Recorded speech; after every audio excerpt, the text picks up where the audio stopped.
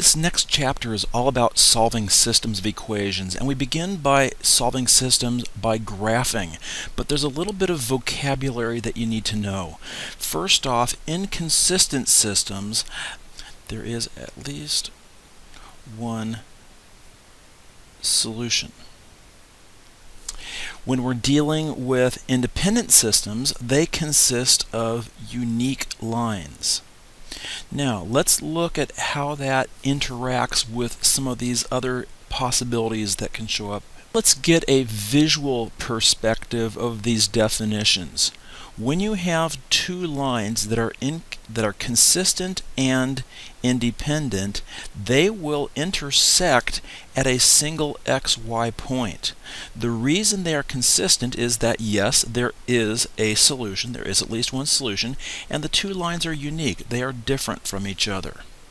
When you have two lines that are inconsistent and independent, that essentially refers to the case where you have parallel lines.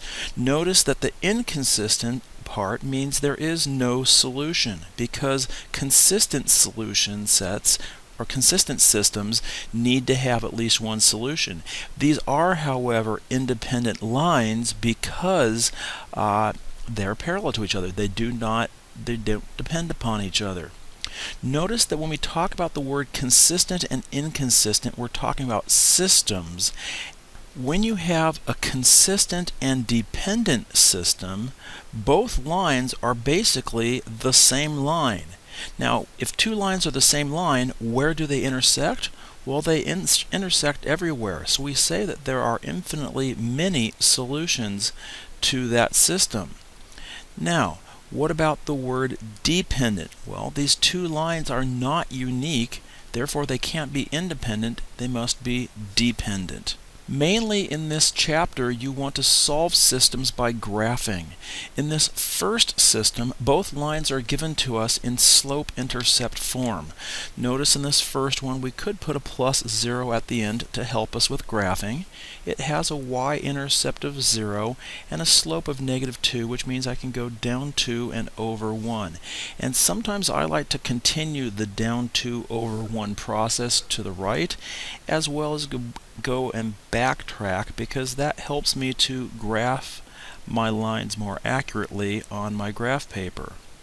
This second line has a y-intercept at 1 and has a slope of -3, so down 1, 2, 3 over 1, and you can see instantly where these two lines are going to intersect. They intersect at the point 1, -2, which is the solution to this system. You can take these x and y values and substitute them into the original equations and verify that they satisfy each equation. In problem number 2, the first equation is given to us in slope-intercept form. It has a y-intercept of 4 and a slope of 1/2, which allows us to rise 1 and run 2, which helps us to graph it.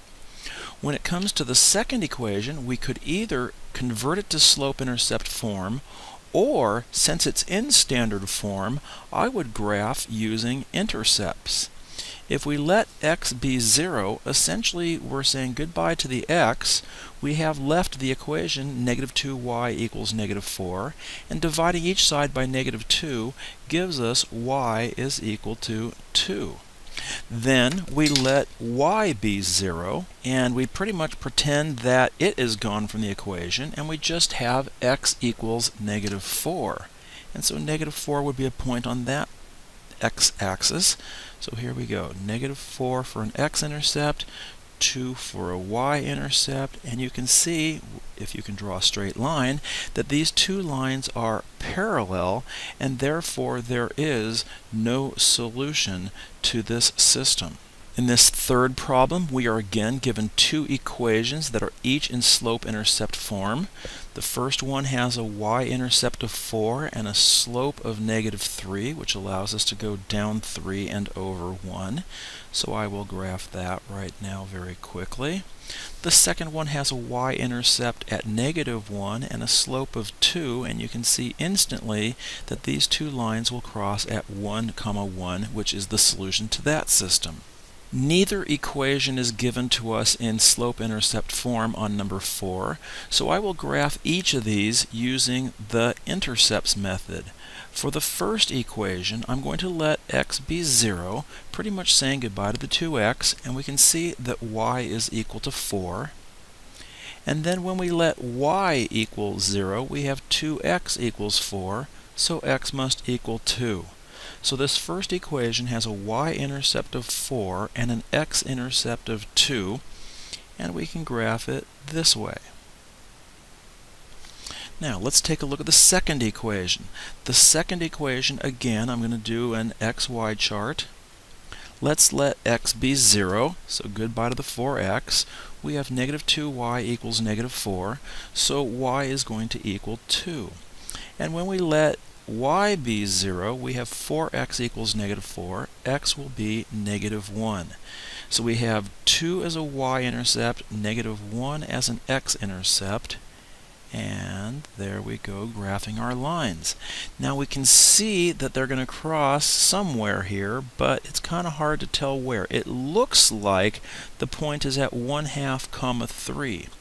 And this is one of the problems with graphing. You can't tell if it's going to be 1/2 on the nose or if it's going to be a different fraction. Since I see a rise and a slope of 2 here and a slope of negative 2 on the other line, I'm pretty certain that it's going to be at 1/2, 3. But the only way to really know for sure that this is the solution, and it is to substitute it into each equation and verify that indeed it is the solution to the system.